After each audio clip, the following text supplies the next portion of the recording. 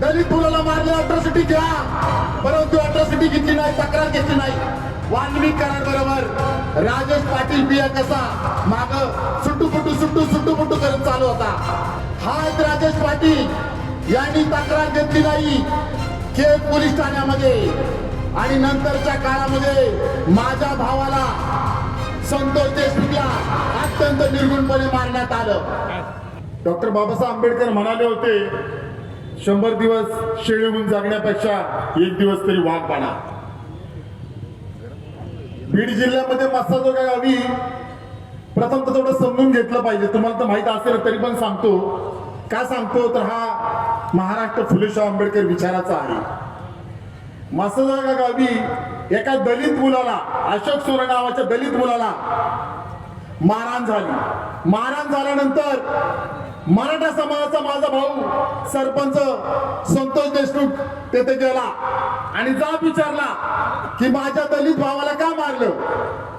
यानंतर हे सगळं प्रकरण घडलं. परंतु ज्या दिवशी 6 डिसेंबरला डॉक्टर बाबासाहेब आंबेडकरांचा महापरिनिर्वाण दिन होता, त्याच दिवशी दलित कार्यकर्त्याला, दलित मुलाला आवादा कंपनी समोर या आरोपींनी मारलं. याचा प्रथम मी निषेध करतो.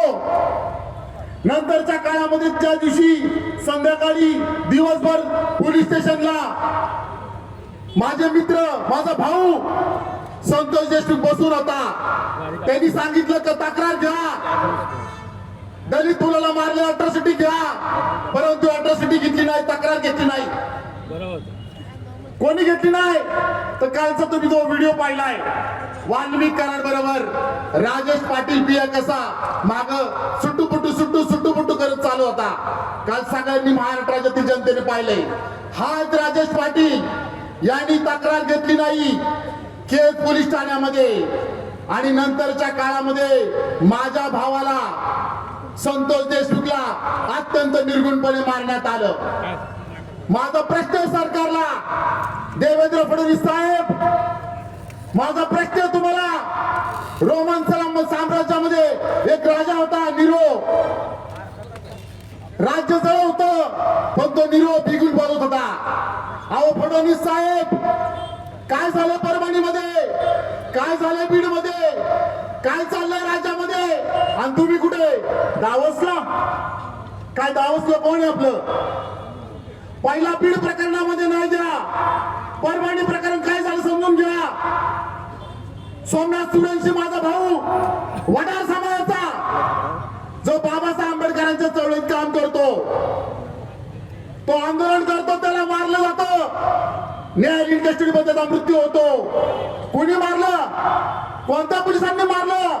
न्यायालयीन कस्टडीमध्ये गुन्हे का दाखल झाले नाही, डिस्मिस अधिकारी का केले नाहीत? आम्हाला कायदा कळत नाही का? बाबासाहेब आंबेडकर म्हणाले, शिक्षण हे वाघडीचं दूध आहे, जो पेतो तो गुरु करतो. आम्ही शिक्षण घेतलंय, पहिला शिक्षणाला बहुजनांचा अधिकार नव्हता, त्यामुळे प्रश्न विचारत नव्हतो. आता आम्ही प्रश्न विचारतो सरकारला. फडणवीस साहेब, ही शिवशाही नाही का? पेशवाई आली का? पेशवाई या बाळाजी भट या विश्वरत्ने असंच शिवशाहीमध्ये काम केलं होतं क्लार्क म्हणून, आणि नंतर पेशवा आली. आज आम्हाला वाटतंय नक्कीच पेशवा आलेली आहे. माझा दुसरा प्रश्न आहे, धस साहेब, तुम्हाला प्रश्न विचारले पाहिजेत, तुमचं अभिनंदन पण केलं पाहिजे की तुम्ही समोर आणता प्रश्न. बीड मधला राग घोटाळा, गायरान जमीन घोटाळा, महारवती घोटाळा, आता तुम्ही काल महादेव मुंडेंचं प्रकरण समोर आणले. अहो मुख्यमंत्र्यांना सांगा ना, मीडियाला बोलताय, माननीय मुख्यमंत्र्यांना सांगा धस साहेब, सरकारला प्रश्न विचारले पाहिजेत, विरोधी पक्षाला नाही. धस साहेब, तुम्ही सांगितलं होतं करुणा मुंडे शर्मा यांच्या गाडीमध्ये कुणीतरी पिस्तॉल ठेवली होती पोलिसांनी. कोण आहे पोलीस? अहो सांगा ना फडणवीस साहेबांना, सांगा ना राज्याला. फक्त मीडियामध्ये बोलून जमणार नाही. धस साहेब, आम्ही तर मागणी केली तुम्हाला पालकमंत्री करा, तुम्ही बीडमध्ये पालकमंत्री केल्यानंतर कोणाची भाडबीड ठेवणार नाही. परंतु धस साहेब, सारंगी महाजनचा प्रश्न आहे, त्या म्हणाल्या जमिनीचं काय झालंय? धनंजय मुंडेंना हवा खावी लागेल, खाल्ली पाहिजे. यांना नाही कधी मिळणार. दस्त आहे, तुम्ही बोला मुख्यमंत्र्यांना, करा मागणी मुख्यमंत्र्यांना. मी हाकेंचं सांगतो, मला येताना भरपूर जणांनी प्रश्न विचारलं की हाके साहेबांना परभणीमध्ये आंदोलनादरम्यान मी बसलो होतो धरणे आंदोलन मध्ये, त्यावेळेस तिथं हाके साहेब आले. हाके साहेबांना, मला हाके साहेबांजवळ बसायचं नव्हतं, कारण हाके साहेबांनी, साहेब का म्हणतो तर हा सुसंस्कृत महाराष्ट्र आहे, बोलायला विचित्र येतो. मी तर अशा समाजातून जन्माला आलोय, माझं जर तोंड खोललं तर विचित्र होईल. पण बाबासाहेब आंबेडकरांनी मला सांगितलं आपण सुशिक्षित आहोत. हाके साहेबांनी काय केलं? वाल्मिकांची बाजू घेतली. त्या वाल्मिकांची आणि त्या नालायकाची कशी बाजू घेता? त्या खंडणी प्रकरणामध्ये आरोपी नाही, हा खून प्रकरणातील आरोपी आहे. त्यांना म्हणलो की तुमच्या मांडीला मांडी लावून बसू शकत नाही हाके साहेब. ज्या व्हीपी सिंगांनी ओबीसी समाजाला आरक्षण दिलं, ओबीसी समाजाला मी सांगू इच्छितो, ओबीसी समाजाची मुलं मला विचारतात सचिन खरात साहेब तुम्ही काय विरोध केला हाकेंना?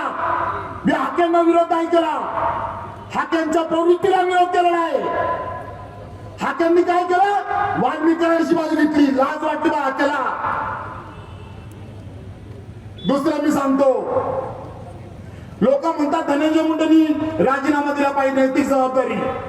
अहो नैतिक जबाबदारी जास्त बोलणार नाही, बोलतच नाही. धनंजय मुंडे साहेब,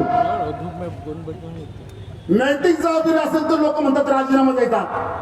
आदरणीय अजितदादा पवार साहेब एकदा म्हणाले होते एकनाथ शिंदे साहेबांना, फडणवीस साहेबांना की अटल बिहारी वाजपेयी साहेबांनी राजीनामा दिला होता कारण ती उंची मोठी होती, असं दादा म्हणतात.